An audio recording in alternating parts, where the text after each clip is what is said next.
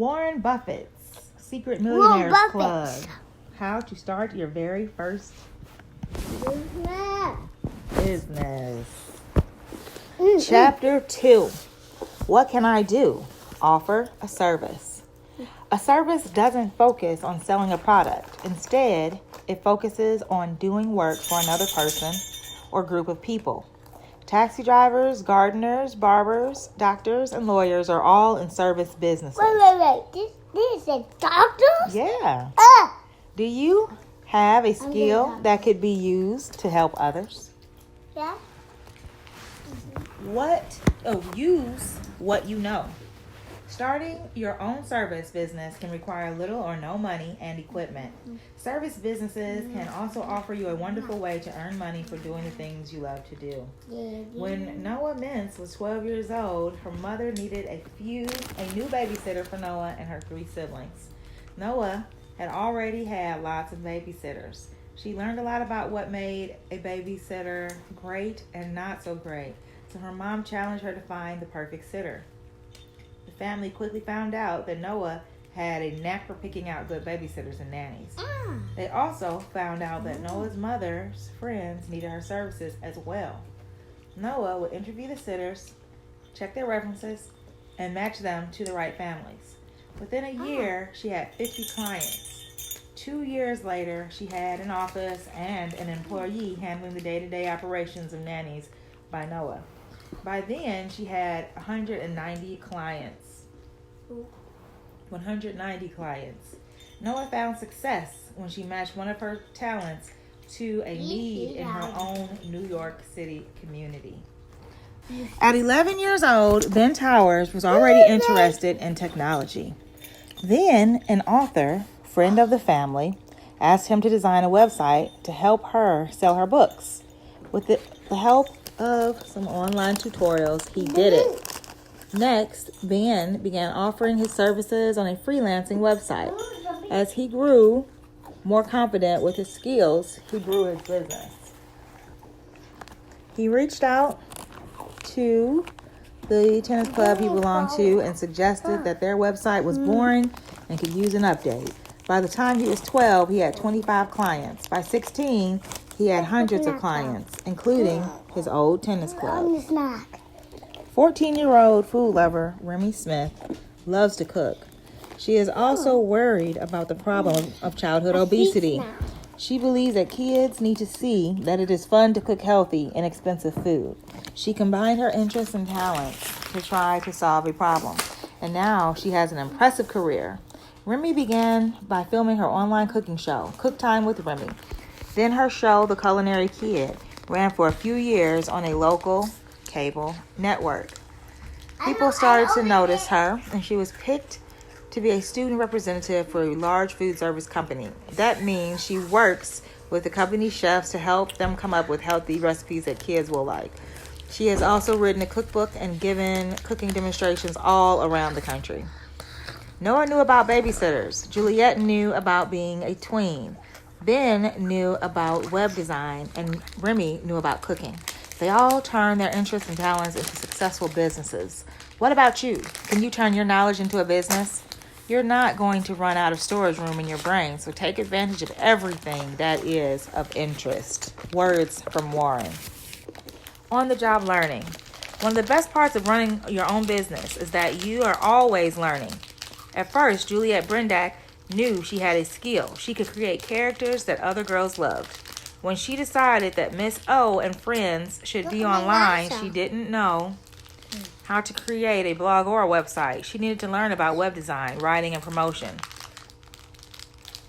Juliet was 16 years old when she first launched her site. It was a simple web page that offered some games and advice, and an advice column written by Juliet. But she kept learning and improving her site. It is bigger and better now, with message boards, quizzes, games, and music. Juliet had a vision, but she didn't let the fact that she couldn't do it all at once stop her. She launched it, mastered more skills, and then grew her blog and her business more and more. Snack, please. By the time Juliet was 21, the site was among the most popular destinations on the web for tween girls. It was valued at $15 million and had evolved into something entirely different. I don't. An online community. You should have As not Juliet about got older, she didn't feel as if Can't put she it back in. knew exactly what tween girls were Mhm. interested in anymore. So she started to use polls, quizzes, and user comments to help her keep up to date. This way, the business can change along with girls' interests, and Juliet continues to learn new things And do you along want the that way. you might want?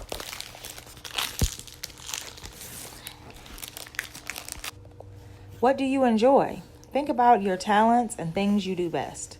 You might already have a great idea for a business that can provide a service in your community.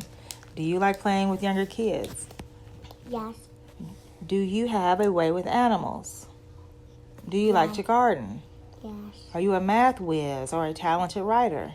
I'm a talented writer and a math whiz. Wow. Can you parler français or habler en espagnol?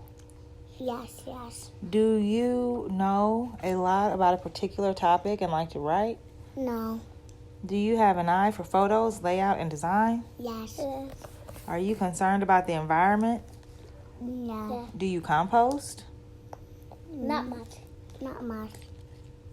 Ask your neighbors if you can help them by making their compostable waste. By taking their compostable waste off their hands. Pick up their compostable trash every few days for a fee. When your compost is ready, you can sell it back to your neighbors for their yards and plants. If your small business is successful, you can scale up by approaching local restaurants for their food waste. Words from Warren: do what you love. I love that. What skills do you want to learn? Like Juliet Brendak, founder of Miss O and Friends, you can always decide to acquire new skills, offer them to your customers, and grow your business. First, think about what you are interested in, then find a way to offer a service in that area with skills you already have. You can add new skills and services as you go. Here are some examples. Start a computer business, build a pet empire, grow a green business.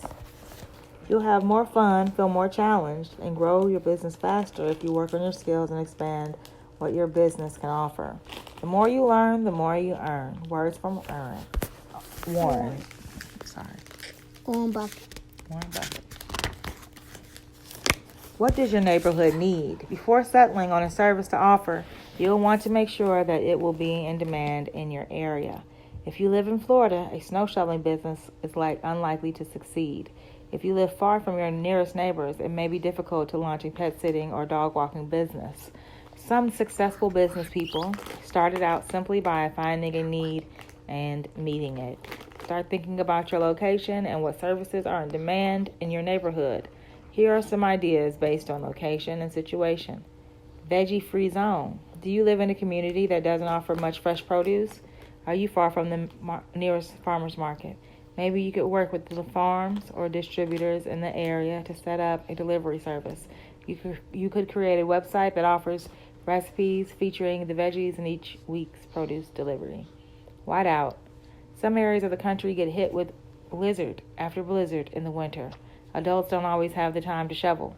They also tend to get tired of moving the white stuff week after week. Let the neighbors know that you are available to take over shoveling their driveways. Business may pile up faster than snowflakes in January. Snowflakes. Baby boom. Some neighborhoods seem to be bursting with babies and younger kids. Do you see strollers everywhere? Is the toddler playground always packed? You may live in the perfect place for a babysitting service. The internet is a community too. Think of the internet as one giant neighborhood. Just as your town needs a grocery store, a post office, a pharmacy, a fire station, and other necessary shops and buildings, the internet should have a website for every common interest. Farad Asidwala was incredibly interested in planes and how they work. While researching his favorite topic, he noticed that there was not a central database or place online where people like him could read about and share about planes. So he built an online community devoted to aviation and building model airplanes.